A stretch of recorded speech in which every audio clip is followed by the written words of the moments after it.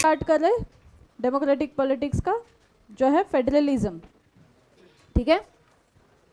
Last chapter क्या था हमारा? पावर शेयरिंग, जिसमें हमने देखा बेल्जियम और श्रीलंका के बारे में, ठीक है।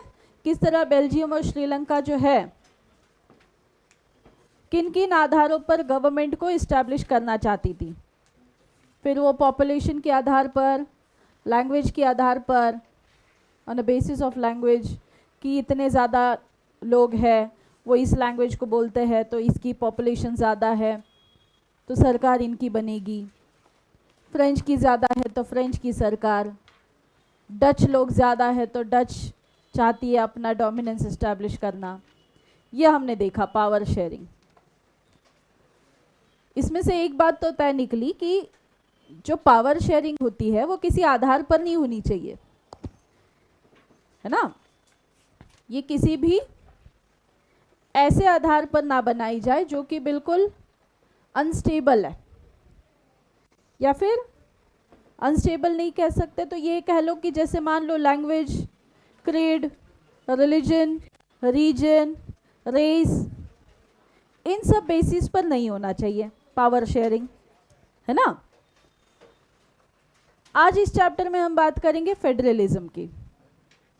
फेडरलिज्म होता क्या है? सबसे पहले तो जैसे कोई गवर्नमेंट रन होती है तो गवर्नमेंट जब कोई टायर्स में रन होती है, टायर्स या लेयर्स कह लो, टायर्स या लेयर्स कह लो, तो जैसे इंडिया की बात करते हैं फॉर एग्जांपल, इंडिया में 3 टायर गवर्नमेंट चलता है, 3 टायर गवर्नमेंट, ठीक है।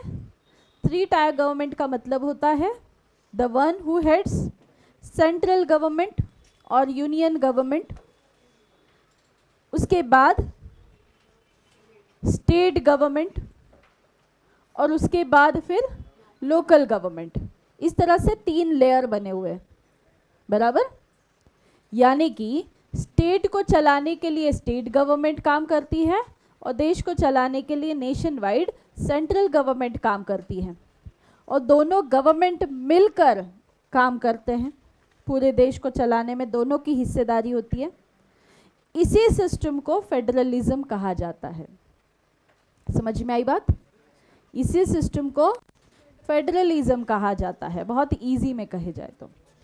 इसका मतलब है कि जहाँ पर कोई एक ही चीज़ नहीं होती जो पूरा देश को कंट्रोल करे, वहाँ पर स्टेट गवर्नमेंट भी है और सेंट्रल गवर्नमेंट भी है, और दोनों मिलके कंट्री को रन करते हैं।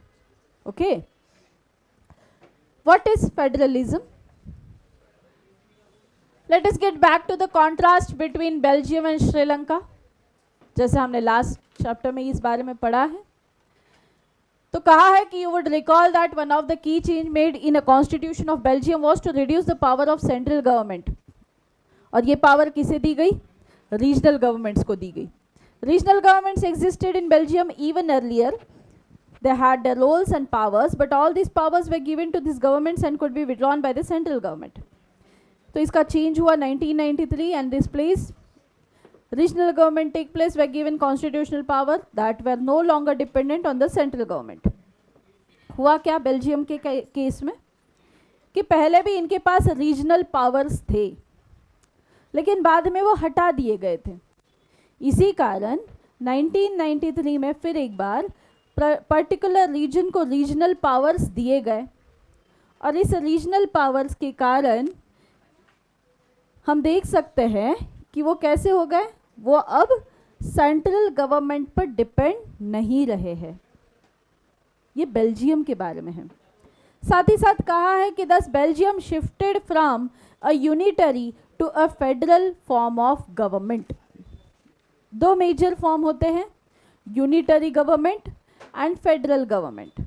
यूनिटरी गवर्नमेंट का मतलब होता है एक ही सरकार होती है, there is no any kind of layers of government. बात ध्यान में लो, यूनिटरी गवर्नमेंट में होता क्या है, कोई लेयर नहीं है गवर्नमेंट की, 1 2 3 हायरार्कीज नहीं है, हायरार्की कह लो या लेयर्स कह लो। दूसरी तरफ फेडरल गवर्नमेंट में ऐसा नहीं है, federal government layer of governments बन जाती है, टायर ऑफ गवर्नमेंट्स बन जाते हैं, ठीक है। तो यूनिटरी अलग है, फेडरल अलग है। बहुत सारी कंट्रीज यूनिटरी गवर्नमेंट को लेकर चलती है, बहुत सारी मेजर ऑफ द कंट्रीज जो है वो फेडरल का ही यूज़ करती है। फेडरल में होता क्या है, बेसिकली पर्टिकुलर रीजन के लिए पर्टिकुलर लोग काम करते हैं। जैसे स्टेट गवर्नमेंट का एग्जाम्पल हमने दिया है ना। महाराष्ट्र रीजन के लिए महाराष्ट्र का सीएम है, they look after the cases of Maharashtra. Karnataka के लिए कर्नाटक सीएम है, they take care of the particular region. इस तरह से रीजन की पावर उस पर्टिकुलर आदमी के हाथ में है, जिसको हम चीफ मिनिस्टर कहते हैं। Okay, he is handling the power for that particular region. उस रीजन के बाहर उसकी पावर नहीं है, ये बात भी याद रखो। हाँ, रिस्पेक्ट देना अलग बात है, पावर की बात इसके लिए कर रही कि क्या वो किसी और रीजन में जाके अपने रूल्स को अप्लाई कर सकता है? नहीं। वो उनके लिए कायदे बना सकता है? नहीं। वो उनके लिए पॉलिसीज ला सकता है? नहीं। वो अपने रीजन के लिए, जहाँ के लिए उसको चुना गया है, उसी रीजन के लिए अपनी पॉलिसीज को अप्लाई करेगा, किसी और रीजन के लिए नहीं करेगा। तो ये उसकी रीजनल पावर है। आई बात समझ में? और ये बिल्कुल इंटरकनेक्टेड होते हैं। यहाँ पर कहा गया है कि बेल्जियम के मामले में ये सेंट्रल पर डिपेंडेंट नहीं है, बट हमारे यहाँ ऐसा नहीं होता। हमारे यहाँ जो भी पावर्स होती है, या पावर नहीं कहेंगे, हम कहेंगे कि जो भी गवर्नमेंट्स होती है वो इंटरकनेक्टेड होती है। हमारे यहाँ ऐसा नहीं होता कि जो पार्लियामेंट में बैठते हैं उनका लेजिस्लेटिव असेंबली से कोई लेना देना नहीं है। ये बात बिल्कुल गलत है। एमपीज जितने ज़रूरी है, एमएलए भी उतने ही ज़रूरी होते हैं, है ना। राज्यसभा में बैठने वाले लोग हो या लोकसभा में बैठने वाले लोग हो, दोनों का इंटरकनेक्शन होता ही है। कोई भी पॉलिसी अगर लोकसभा लेकर आती है तो राज्यसभा का भी प्रस्ताव ज़रूरी है। राज्यसभा में जो आता है तो लोकसभा से पारित होने के बाद ही बिल जो है वो पास होगा एक्ट के फॉर्म में। ठीक है, राज्यसभा के अपने राइट्स है, एमएलए के अपने राइट्स है, लेकिन एक सीमित, वो पूरे सेंट्रल नेशन वाइड अप्लाई नहीं होते। लोकसभा का ऐसा नहीं है, लोकसभा के राइट्स पूरे नेशन वाइड है, उसमें यूटी भी आ जाते हैं, क्योंकि यूटी अनडायरेक्टली वैसे भी जो है पार्लियामेंट में, या पार्लियामेंट के जो प्रेसिडेंशियल रूल्स में ही आता है, प्रेसिडेंट का ही हिस्सेदारी होता है उसमें। यूटी में कोई चीफ मिनिस्टर नहीं होता, पता है ना।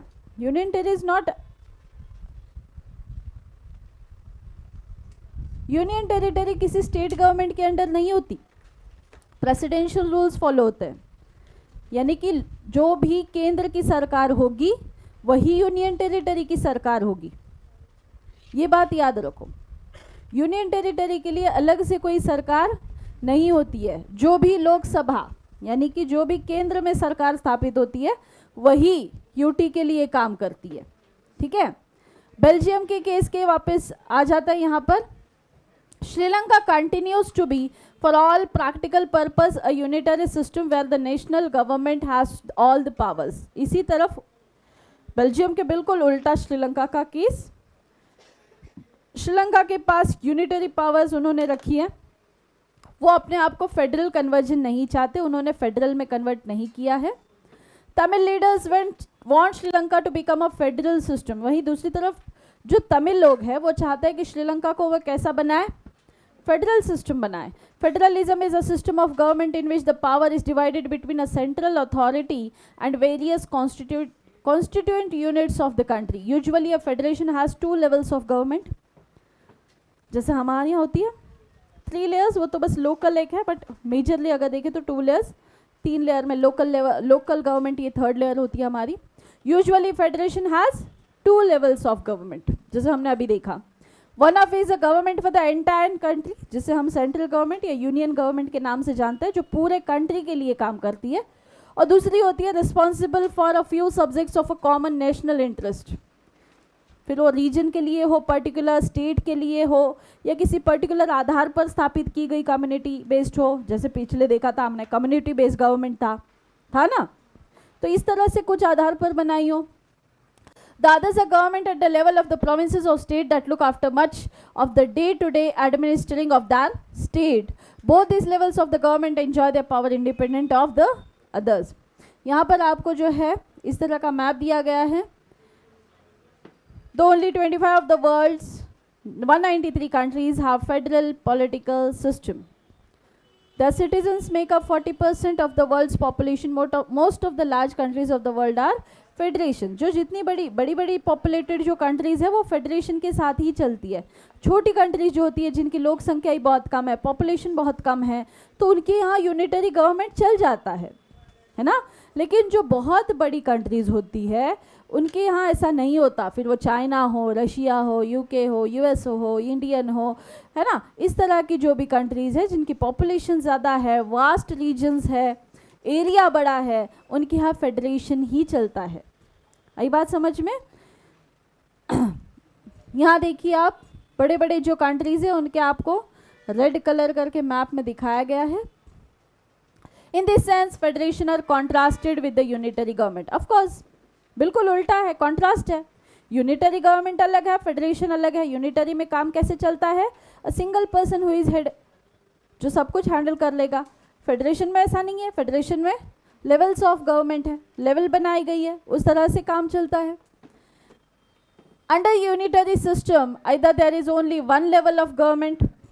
ऑफ कोर्स ज़्यादातर इसमें वन लेवल गवर्नमेंट ही काम करती है, इसीलिए उसे यूनिटरी कहते हैं. ज़्यादा से ज़्यादा इसमें क्या होगा, सब यूनिट्स बनाए जाएंगे और the subordinate to the central government. जैसे मान लो कि हमारे यहाँ प्रेसिडेंट्स के ऑप्शन में वाइस प्रेसिडेंट काम करता है, तो ये सबऑर्डिनेट है.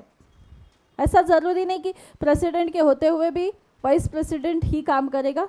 उसके अपने कामकाज होते हैं, लेकिन ज़्यादातर उसकी मेजर रिस्पॉन्सिबिलिटी कब आती है, वन प्रेसिडेंट जब एब्सेंट हो, है ना.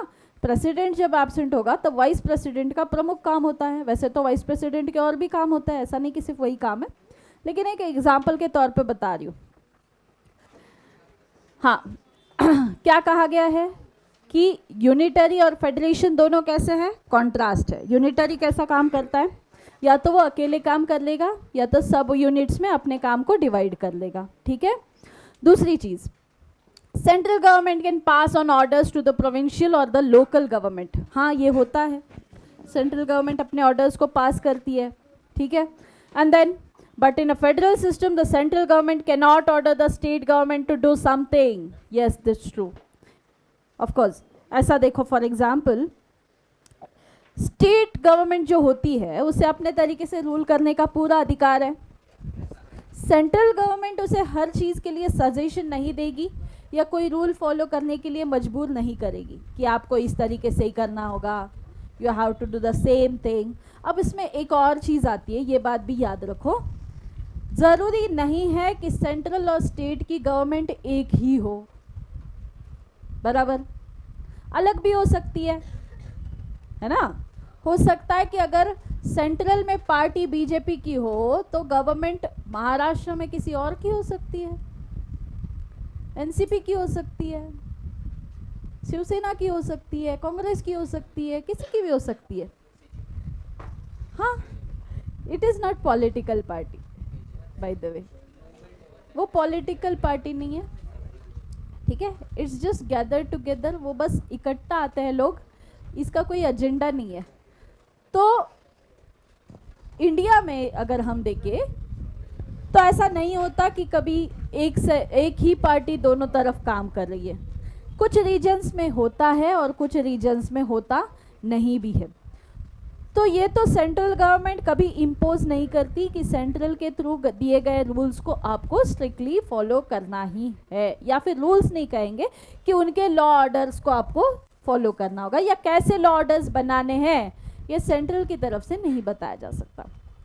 लेकिन इसका मतलब ये नहीं है कि स्टेट गवर्नमेंट पूरी तरीके से अपने मन मर्जी का काम करे.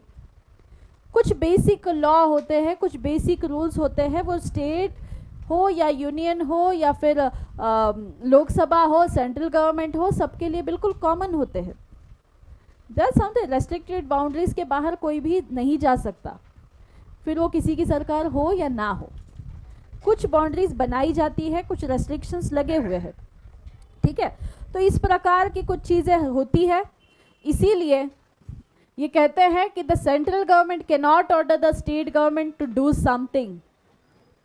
जैसे मान लो कि स्टेट गवर्नमेंट के थ्रू कोई पॉलिसी रन की गई, तो कल को जाके सेंट्रल गवर्नमेंट ये नहीं पूछेगी कि आपने इस तरह की पॉलिसी का क्या क्यों किया है या फिर आपको क्या करना है. क्या नहीं करना है। ऑफ कोर्स सेंट्रल गवर्नमेंट की तरफ से फंड स्टेट भी लेता है। आई बात समझ में? हर स्टेट को सेंट्रल गवर्नमेंट से फंड मिलता है। ऐसा नहीं होता कि स्टेट का जो पैसा आ रहा है वो सिर्फ स्टेट में यूज़ होता है, ऐसा नहीं होता। स्टेट का आने वाला पैसा सेंट्रल को दिया भी जाता है और स्टेट की तरफ से पैसा लिया भी जाता है सेंट्रल गवर्नमेंट की तरफ से एज अ फंड।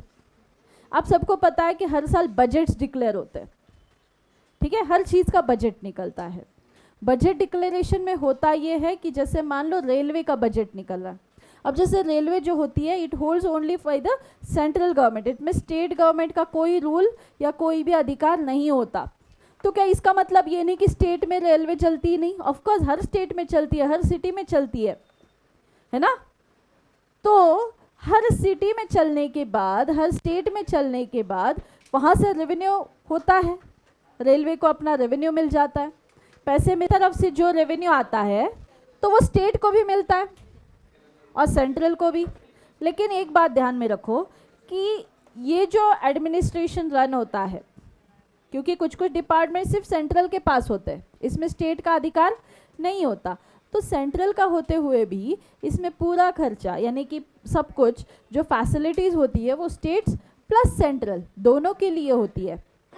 ओके, तो इसको फंड्स भी दोनों तरफ से आते हैं, स्टेट से भी आते हैं और सेंट्रल से भी आते हैं। वही दूसरी तरफ बसेस ले लो, है ना। अगर बसेस की बात करें तो MSRTC सिर्फ और सिर्फ महाराष्ट्र के लिए,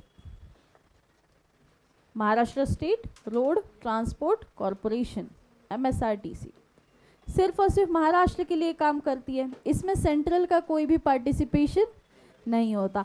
तो इस फंड को कौन यूटिलाइज करेगा? स्टेट यूटिलाइज करेगा। आई बात समझ में?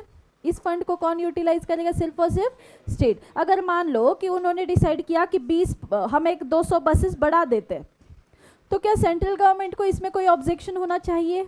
ऑफ कोर्स नहीं। आई बात समझ में? क्योंकि ये पूरी तरीके से किसके थ्रू रन हो रहा है? स्टेट गवर्नमेंट के थ्रू रन हो रहा है। तो जो चीज़ें ऑफ कोर्स सिर्फ और सिर्फ उसी गवर्नमेंट से रन होती है उसमें हायरार्की गवर्नमेंट या फिर स्टेट सेंट्रल गवर्नमेंट इतना ज़्यादा इन्वॉल्वमेंट नहीं दिखाती। लेकिन जो कॉन्करेंट जैसी है जिसमें दोनों जुड़े हुए हैं उसमें दोनों की हिस्सेदारी आती है, of course they will interfere there, वहाँ पर दोनों के समझौते की बात आ जाती है। हाँ, जो स्टेट रिलेटेड इशू है वो स्टेट में अगर रिजॉल्व होते हैं तो हो जाते हैं, अगर वो इश्यूज जो है वो ज़्यादा है या फिर वो उसके लिए सेंट्रल गवर्नमेंट की हेल्प चाहिए तब वो सेंट्रल गवर्नमेंट के पास जाते हैं। Okay, clear? आगे देखो, both this governments are separately answerable to people. दोनों ही गवर्नमेंट अपने अपने तरीके से जवाब देना उन्हें कंपलसरी है, उनको जवाब देना होता है हर वो चीज़ का जो लोगों के सवाल उनके पास होते हैं। कोई समस्या हो, कोई प्रॉब्लम्स हो, कोई ऐसे सवाल हो जो गवर्नमेंट के थ्रू सॉल्व होने हैं, ठीक है। ऐसा ही एक केस हुआ था स्टेट वर्सेस सेंट्रल। आपने हर बार ऐसे केसेस देखे होंगे कि कोई एक व्यक्ति होता है जिसका दूसरे व्यक्ति के साथ केस चलता है या फिर कोई कॉन्फ्लिक्ट्स हो जाता है तो लड़ाइयाँ होती है ना। इसके मामले में उल्टा था, ये एक व्यक्ति और उसका केस चलेगा स्टेट के खिलाफ। किसके खिलाफ? स्टेट। तो उसने केस दर्ज किसके खिलाफ किया है? स्टेट के खिलाफ सीधा। हाँ, क्या भारती करके नाम था उस व्यक्ति का, भारती सरनेम होता है। तो हाँ, भारती सरनेम होता है बहुत लोग का। तो उस व्यक्ति ने जो है स्टेट के खिलाफ जो है केस डिक्लेरेशन दे दिया। केस ये था कि वो एक मठ में रहता था। मठ समझते हो, साधु लोग रहते हैं मठ में। वो मठ जो है स्टेट ट्रांसपोर्ट के यानी कि स्टेट के थ्रू रोड बनवाने के लिए तोड़ दिया गया, जो कि उसने इलीगल साबित किया और उसने केस डाल दिया स्टेट के खिलाफ कि मुझे जो है इसका या तो मुझे ये वापस दे दो या तो मुझे इसका जो भी आपको देना है इसका पैसा या जो भी ऐसा कुछ मांगा उसने, डिमांड्स थे उसके कुछ। तो लोगों को लगा कि एक अकेला व्यक्ति पूरे स्टेट के लिए कैसे, है ना, क्योंकि स्टेट कोई छोटी बात नहीं होती। बहुत बड़ी गवर्नमेंट के खिलाफ लड़ रहे हो आप, सोचो, गवर्नमेंट इतनी बड़ी ये होती है कंपेनियन, या फिर हम कह सकते हैं कि पावरफुल ऑर्गेनाइजेशन है, और उसके खिलाफ एक आम आदमी लड़ रहा है, तो लोगों ने उसको बहुत क्रिटिसाइज़ किया कि आप कैसे कर लोगे, छोड़ दो, ये आपके बस की बात नहीं है। लेकिन उसने ये मामला हाई कोर्ट तक आगे धकेला, और हुआ भी ये कि वो जीता भी ये केस। सरकार को उसके आगे झुकना पड़ा, और उसको उसके पूरे जो भी उसकी जगह ज़मीन चली गई थी उसका पूरा पैसा सरकार ने उसको दिया, ब्याज यानी कि जो भी उसका टैक्स वगैरह लग के पूरा पैसा। तो इस प्रकार के भी केसेस होते हैं। तो सरकार, ऐसा नहीं है कि सिर्फ और सिर्फ एक ही तरीके से देखा जाता है, देयर आर वेरियस एंगल्स। कई बार स्टेट नेशंस के भी केसेस होते हैं। जैसे मान लो कि दो स्टेट्स हैं, बीच में ही एक ये आया था, ऐसा एक मामला आया था, या फिर आपने पढ़ा भी होगा न्यूज़पेपर में, महाराष्ट्र और कर्नाटक स्टेट के बारे में था कि महाराष्ट्र और कर्नाटक स्टेट के बीच में ऐसे कुछ गांव आते हैं, या फिर कई बार रिवर्स के लिए भी होता है ना, कि ये रिवर यहाँ से ओरिजिनेट होके किसी और स्टेट में बहती है, तो कई लोगों का ये मानना होता है कि इसका ज़्यादा से ज़्यादा हिस्सा हमारे स्टेट में मिलना चाहिए क्योंकि ये हमारे यहाँ ओरिजिनेट होती है, और जहाँ फ्लो होती है उनका कहना होता है कि हम इसे रोकेंगे नहीं, ये तो नेचुरल है, हमारे यहाँ ये एक है ना, ऐसा तो है नहीं कि ये रिसोर्स है, ये नेचुरल रिसोर्स है, ये सभी के लिए होना चाहिए। इस तरह के केसेस भी होते हैं। तो इन केसेस में अब दो स्टेट्स इन्वॉल्व है, तो ऑफ कोर्स किसे इंटरफेयर करना पड़ेगा? सेंट्रल गवर्नमेंट को। ये डिस्प्यूट कौन रिजॉल्व कर सकता है? दो स्टेट्स का, सेंट्रल गवर्नमेंट रिजॉल्व करेगी, है ना। तो ऐसे भी केसेस देखे गए, और ये हुए हैं सच में, ऐसा नहीं है कि ये बस कोई मनगढ़ंत कहानी है। ये सब लोगों ने, इस तरह के केसेस हुए हैं, और किसी को आइडिया भी नहीं था कि इस तरह का कोई केस हो सकता है। तो ऐसे केसेस होने के बाद कॉन्स्टिट्यूशन में अमेंडमेंट्स बने हैं इन केसेस के लिए। सोचो, म्हणजे तसा नियमच नाही, पण घटना घडली म्हणून त्याच्यावर नियम बनवलाय। किती विचित्र गोष्ट है ना, की लोकांनी अज्युमच नव्हतं केलं की अशी पण घटना घडू शकते, आणि अशी काहीतरी घटना घडली की लोकांनी त्याच्यावर नियम काढायला मजबूर झाले लोक, की ह्याच्यावर नियम बनला पाहिजे काहीतरी भविष्यात असं होऊ नये म्हणून, कारण मे बी असा अनुमानच नव्हता कि अशी पण घटना हो सकते। ओके, तो इस तरह की घटनाओं के बाद कॉन्स्टिट्यूशन में अमेंडमेंट्स किए गए हैं ऐसी घटनाओं पर, और ऐसे बहुत सारे नए अमेंडमेंट्स ऐड हुए हैं। ठीक है, आगे बात करते हैं। कुछ की फीचर्स है फेडरलिज्म के। फेडरलिज्म क्या है, समझ में आया सबको क्लियरली? चलो, सबसे पहले कहा गया है कि इसमें दो या दो से ज़्यादा लेवल्स या टायर्स हो सकते हैं, जैसे हमने अभी बात की, इसी को हम फेडरलिज्म कहते हैं। सुरुलाच मी तुम्हाला सांगितलं फेडरलिज्म काय असतं, बरोबर। तो सबसे पहले इसका यही आ गया, क्या है, या तो दो से ज़्यादा, 2 या मोर देन 2 लेवल्स होंगे, या इसे हम टायर्स भी कहते हैं।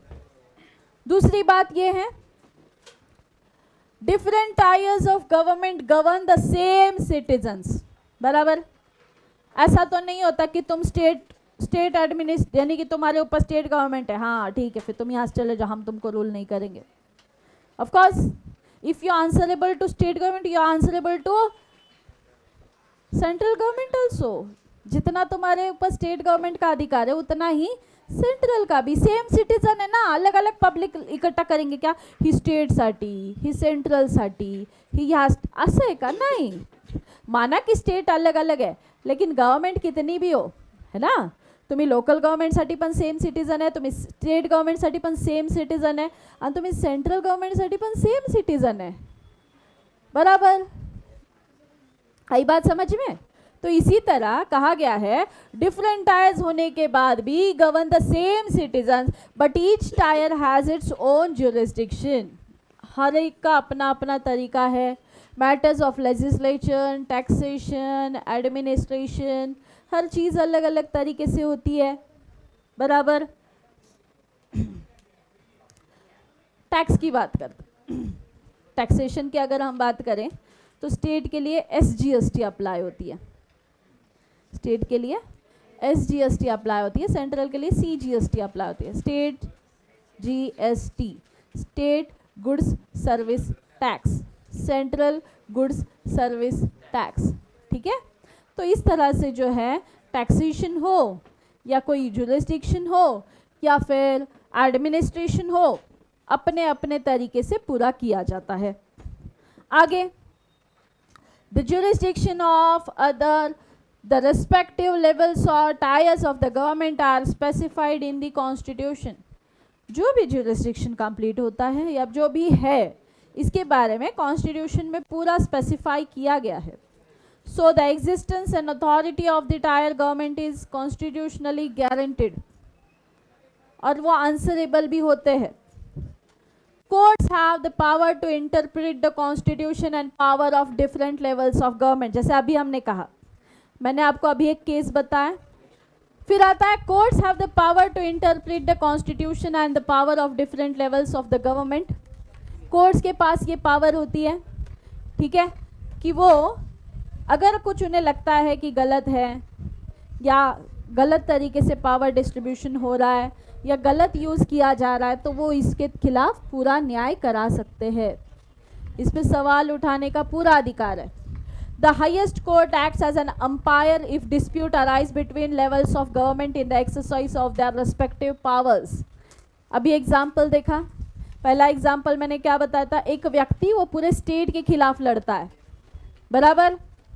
तो ज़रूरी नहीं है कि आप कितना पावर रखते हो, इसका मतलब ये नहीं कि आपके पास पावर है तो आप सही गलत का फैसला खुद करेंगे।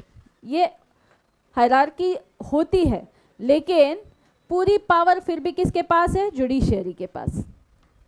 दूसरा एग्जाम्पल क्या था, एक स्टेट दूसरे स्टेट के साथ लड़ता है।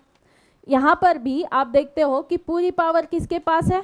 जुडिशरी के पास। ही और वो जो सिस्टम है वो डिक्लेयर करेगा कि सही क्या है, गलत क्या है।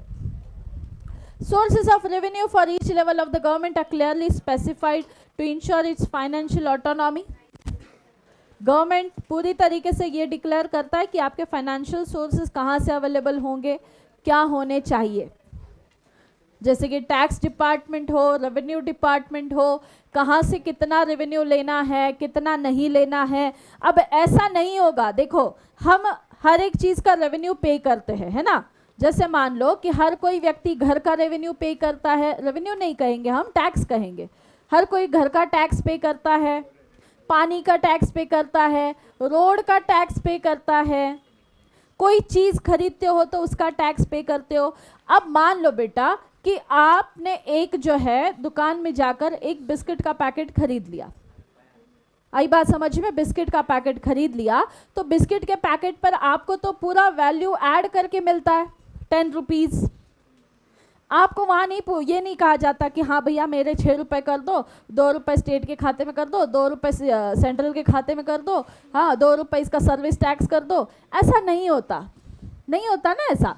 एक पूरा 10 रुपये आपके थ्रू लिया जाता है, अलग अलग बंटवारा इसका नहीं होता। लेकिन अगर हम उस पैकेट को घुमाकर उसके ऊपर पढ़ेंगे तो तब हमें पता चलता है कि हाँ इसका कुछ हिस्सा किसे जाएगा? स्टेट को जाएगा, इसका कुछ हिस्सा किसे जाएगा? सेंट्रल को जाएगा, इसका कुछ हिस्सा सर्विस के लिए जाएगा, मैन्युफैक्चरिंग का अलग है, बाकी उनका प्रोडक्टिविटी चार्जेस जो भी रहेगा वो अलग।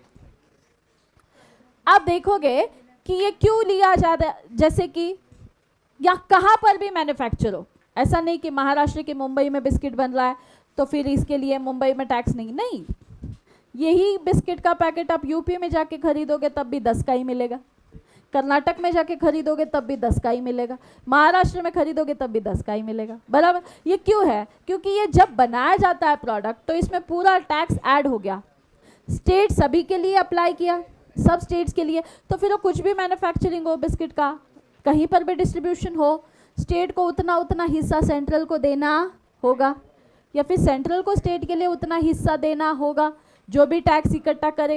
ये एक बात हो गई। दूसरा एक एग्जाम्पल, कॉन्ट्रास्ट बताती हूँ इसके। महाराष्ट्र में रहते हैं हम लोग, पुणे सिटी में रहते हैं, पुणे सिटी में हमारा घर है मान लो। अब उस घर का हर एक साल एक टैक्स सर्टिफिकेट या टैक्स लेटर आता है कि आपके घर का इतना इतना टैक्स है, पे करो। क्या लगता है आपको ये टैक्स कौन देता? स्टेट गवर्नमेंट देती है आपको ये टैक्स। आप किसके खाते में जमा कराते हो? स्टेट गवर्नमेंट के खाते में जमा कराते हो, बराबर। किसी की खेती है तो खेती का टैक्स भरना पड़ता है आपको, किसके पास जमा कराते हैं हम? स्टेट गवर्नमेंट के पास। इलेक्ट्रिसिटी का बिल आता है, MSEB Maharashtra state electricity board लिखा ही है उसके ऊपर, किसके पास जमा कराते हैं हम? स्टेट गवर्नमेंट के पास जमा कराते हैं। तो कुछ फंड्स, ध्यान दो, फिर एक बार मैं बहुत क्लियरिफाई करा रही हूँ कि कुछ फंड्स हम सिर्फ और सिर्फ स्टेट को पे करते हैं। आई बात ध्यान में? कुछ फंड्स हम सिर्फ और सिर्फ स्टेट को पे करते हैं। स्टेट आगे देखता है कि उसका कितना हिस्सा सेंट्रल को देना है। हाँ, ये स्टेट का काम है आगे कितना हिस्सा सेंट्रल को देना है। लेकिन कुछ प्रोडक्ट्स ऐसे होते हैं, जैसे फॉर एग्जांपल बिस्किट का लिया हमने, कि इसमें आप ऑल ओवर जो भी है टैक्सेस पे करते हो, बराबर। इसमें आप बंटवारा नहीं करते कि स्टेट के लिए कितना, सेंट्रल के लिए कितना, है ना।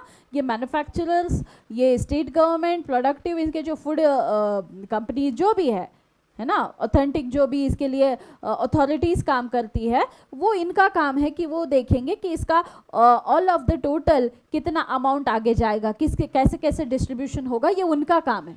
हम अपने लेवल पर ये नहीं करते। ये बात समझ में आई? ये बात समझ में आई? चलो, तो फिर इसी तरह से जो है पावर डिस्ट्रीब्यूशन का काम चलता है। टैक्स डिस्ट्रीब्यूशन हो या फिर किसी भी तरह की हम कह सकते हैं कि रेवेन्यू का डिस्ट्रीब्यूशन हो, या ऐसे काम करता है। रोड ट्रांसपोर्ट हो गया, घर का रेवेन्यू हो गया, खेती का टैक्सेशन हो गया, ये जो भी सारे टैक्सेस हम पे करते हैं तो स्टेट लेवल पर हम पे करते हैं। अब स्टेट का आगे काम है ना कि सेंट्रल को कितना फंड देगा।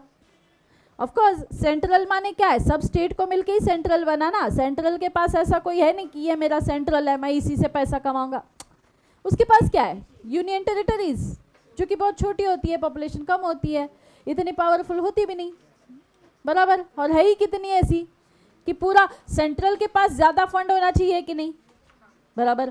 क्योंकि सेंट्रल से फंड कहाँ कहाँ जाएगा? देखो, एक तो एजुकेशन, सबसे पहले तो जाता है फोर्स के लिए। पूरा फोर्स ऑक्यूपाई, पूरा फोर्स संभालना किसका काम है? सेंट्रल का काम है। सेंट्रल के पास उसके लिए सबसे बड़ा अमाउंट ऑफ जो है रेवेन्यू चाहिए ही चाहिए। उसके बाद education, hospital, road transport, railways, बहुत सारी चीज़ें आ गई। फॉरेन क्या कह सकते हो उसको, रिलेशनशिप्स मेंटेन करना, XYZ हम गिन भी नहीं सकते, इतने काम है उसके पास, है ना। तो यहाँ पर सेंट्रल लाएगी कहाँ से पैसा? सेंट्रल गवर्नमेंट पैसा कहाँ से लाएगी इतना सारा? मान लो सिर्फ मिलिट्री को ही पैसा देना है, ज़्यादा सोचते भी नहीं, मिलिट्री का ही पैसा।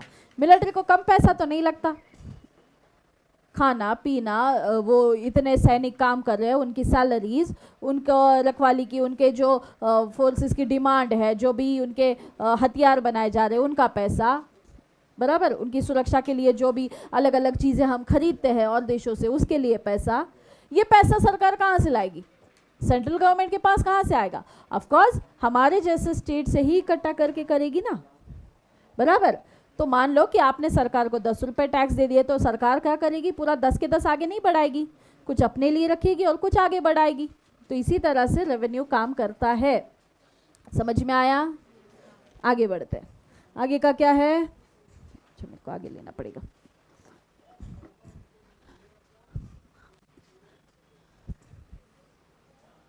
The federal system thus has a dual objectives।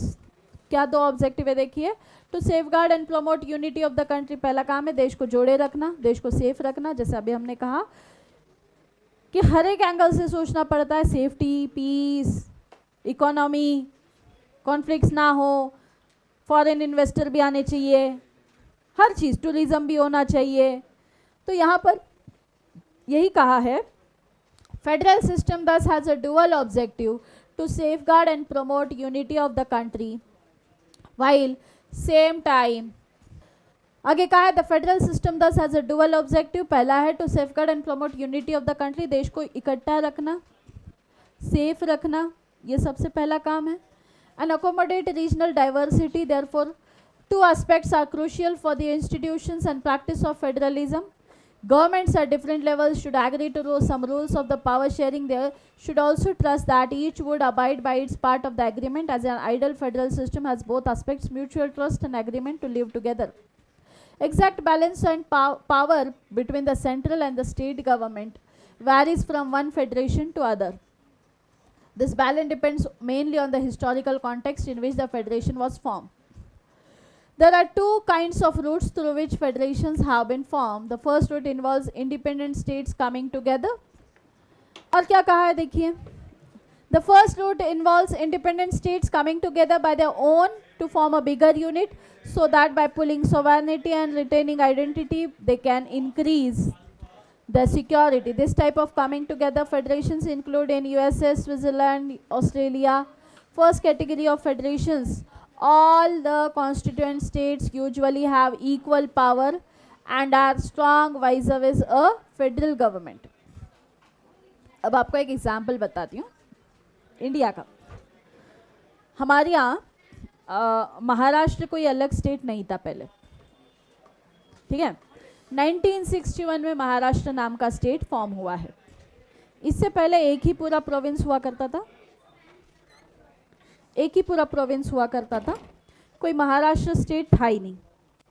हुआ ऐसा कि लोगों ने डिमांड की कि मराठी लोगों के लिए स्टेट होना चाहिए, लेकिन हुआ एक ये भी बात थी कि महाराष्ट्र में गुजराती लोगों की संख्या बहुत ज़्यादा थी, ठीक है, क्योंकि महाराष्ट्र और गुजरात की बॉर्डर बिल्कुल जुड़कर है.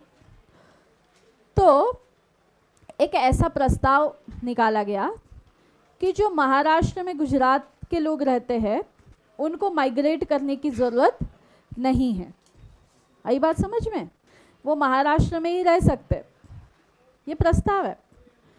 तो महाराष्ट्र से किसी ऐसा नहीं किया था कि महाराष्ट्र में गुजराती लोग रहते तो पहले उनको बाहर निकालो फिर महाराष्ट्र इस्टेब्लिश करो, नहीं, वो वैसे ही रखे गए. और प्लस ये भी कहा गया कि वहाँ के लोग आकर रह सकते हैं, क्योंकि उस समय मुंबई में सबसे ज़्यादा गुजराती रहते थे, सबसे ज़्यादा. और ये कोई मैं ऐसी मनगढ़ंत कहानी नहीं बता रही हूँ, ये यूपीएससी की बुक्स में लिखा हुआ है सब कुछ. हाँ मैंने दी. तो उनको कहा गया कि आप जो है यहीं पर रह सकते हो. और उसके बाद एक ये भी कहा गया कि वहाँ से आने वाले लोगों के लिए जो है, यानी कि वहाँ से आकर लोग महाराष्ट्र में रह सकते हैं. वैसे तो कहीं कोई भी स्टेट का व्यक्ति कहीं पर भी रहने के पूरे अधिकार बताए गए हैं. ऐसा नहीं होता कि इस स्टेट का है तो यहीं रहेगा. बेसिकली देश में आप कहीं भी रहने का अधिकार रखते हो, कॉन्स्टिट्यूशन कहता है. उसके बाद फिर इस समझौते के बाद 1961 में महाराष्ट्र स्टेट की इस्टेब्लिशमेंट हुई. 1 मई को हुई, इसलिए हम महाराष्ट्र दिन मनाते 1 मई को, 1 मई, ठीक है. कल था 1 अगस्त, राइट. कल था रेवेन्यू डे, महाराष्ट्र महसूल दिवस. महसूल म्हणजे रेवेन्यू.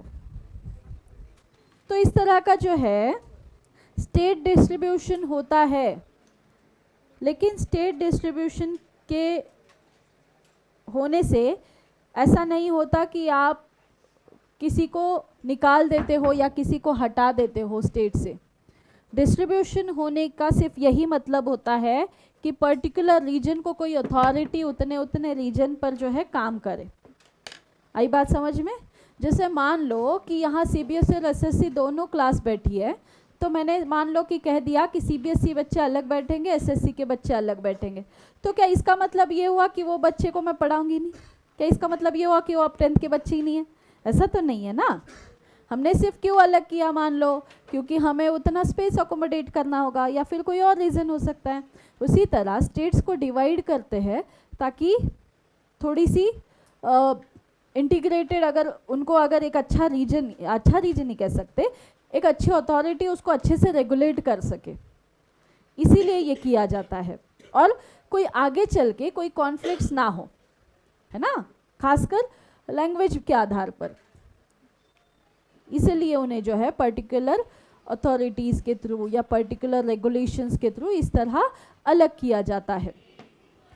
पहले ऐसे हमारे यहाँ अलग अलग स्टेट्स इतने ज़्यादा नहीं हुआ करते थे। ये अभी रिसेंटली 50 साल पहले ये बहुत सारे स्टेट्स हमने डिवाइड किए हैं, फिर वो बिहार झारखंड हो, गुजरात महाराष्ट्र हो, तेलंगाना आंध्र प्रदेश हो, है ना। पहले नहीं थे इतने ज़्यादा, अभी अभी ये इतने सारे स्टेट्स हमने छोटे छोटे डिवाइड कर दिए ताकि काम करने में आसानी हो, एडमिनिस्ट्रेशन के लिए आसानी होनी चाहिए, इसलिए किया गया है एक्चुअली। ओके, एक बहुत बड़े प्रोविंस को हैंडल करना आसान नहीं होता, इसलिए एडमिनिस्ट्रेशन आसान बनता है इससे। नेक्स्ट, कहाँ थी मैं? यहाँ थी ना। Exact balance of power between the central and the state government varies from one federation to another. This balance depends mainly on the historical context in which federation was formed. ये depend करता है कि कैसे डिवाइडेशन हुआ है, किस आधार पर हुआ है। जैसे गुजरात और महाराष्ट्र का मैंने एग्जाम्पल अभी बताया आपको, तो इसकी हिस्टोरिकल क्या चीज़ें थी, किस आधार पर इसको अलग किया। वही अगर हम बात करें भाई इंडिया पाकिस्तान कैसे अलग हुआ, तो आपके दिमाग में पूरी खूना खूनी से, है ना, कितने कितने लड़ाइयाँ हुई, कैसे कैसे क्या क्या हुआ, पूरा हिस्ट्री सामने आ जाता है। ठीक है, खैर वो तो देश की बात है। लेकिन दूसरी तरफ आपको ये भी पता है कि पंजाब ने भी डिमांड किया है, आसाम ने भी डिमांड किया है, नागालैंड की भी डिमांड थी, मिजोरम की भी डिमांड थी, है ना। तो ये भी एक तरफ देखा गया है पहले। First route involves independent states coming together on their own, form a bigger unit so that by pulling sovereignty and retaining identity, they can increase their security. So this type of coming together federation कहाँ है? USA, Switzerland और Australia में देखे गए हैं। In this first category of federation, all the constituent states usually have equal power. Of course, जितनी power state government की, एक स्टेट गवर्नमेंट की, उतनी दूसरे स्टेट गवर्नमेंट की भी उतनी ही पावर होती है। भले उसका स्टेट छोटा हो, लेकिन वो चीफ मिनिस्टर है, उसकी पावर उतनी होगी जितनी महाराष्ट्र की है, उतनी होगी जितनी आंध्र प्रदेश की है, उतनी होगी जितनी उड़ीसा की है। ठीक है। Second route is where a large country decide to divide its power between constituent states and a national government, like India, Spain, Belgium are examples of kind of holding together federation, जैसे हम अभी तक बताते आ रहे हैं। Second government category, the central government tends to be a more powerful, vice versa states. बराबर, ज़्यादा पावरफुल कौन है? Central government. मैं शुरू से आपको बताते आ रही हूँ कि स्टेट गवर्नमेंट है, लेकिन उसको अथॉरिटी सेंट्रल गवर्नमेंट ही देता है, फाइनल पावर, है ना। फाइनल पावर कौन देता है? उसको सेंट्रल गवर्नमेंट देता है। Very often different constituent units of the federation have unequal power, some units are granted special powers. Some Nepali citizens were discussing on the proposal of adoption of federalism in the new constitution. This is what some of them said. Khagraj: I don't like federalism. It would lead to the reservation for seats, different caste group as in India. Sarita says, ours is not a very big country, we don't need federalism. Babula says, I am hopeful that Terai area will get more autonomy if they get their own state government. Ram Ganesh says, I like federalism because it will mean that powers that were earlier enjoyed by the king will now be exercised by our elected representatives. Okay, ठीक है. What makes India a federal country? Why it is necessary? क्या advantages लेकर आता है federalism हमारे लिए? Power sharing, chapter के नाम नहीं बताने।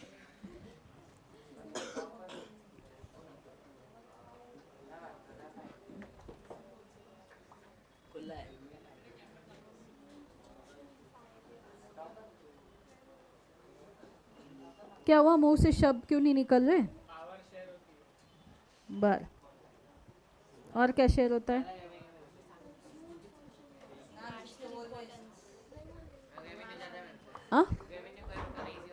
हाँ, पीस मेंटेन होता है, एडमिनिस्ट्रेशन आसानी से होता है, स्मूथ फंक्शनिंग जिसे हम कहते हैं। वेरी गुड, ठीक है। Which helps a smooth administration. Power sharing, of course power sharing भी सही है क्योंकि पावर शेयर करना अच्छी ज़रूरी है, नो डिस्क्रिमिनेशन एट ऑल। हो गया, भरत मिलाप हो गया, हो गया क्या? वो वेदांत और ये शोएब, हाँ एक लड़की बाहर आएगी ना, काम रहेगा उसका कुछ। मग कुठे गेली बोंबलत? येईल जाऊ दे.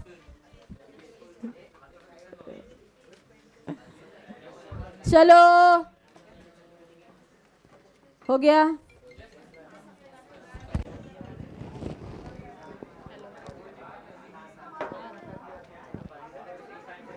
बे 11:30 इतनी जल्दी 1 बजे आओ।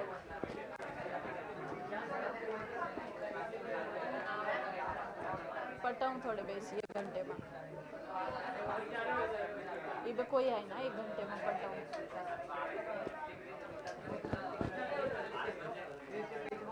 ना री आधे घंटे में पटाऊँ ना 12 बजे।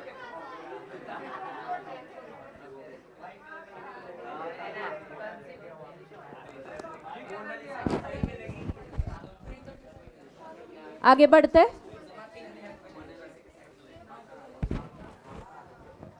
अगले लेक्चर में से कंटिन्यू करेंगे।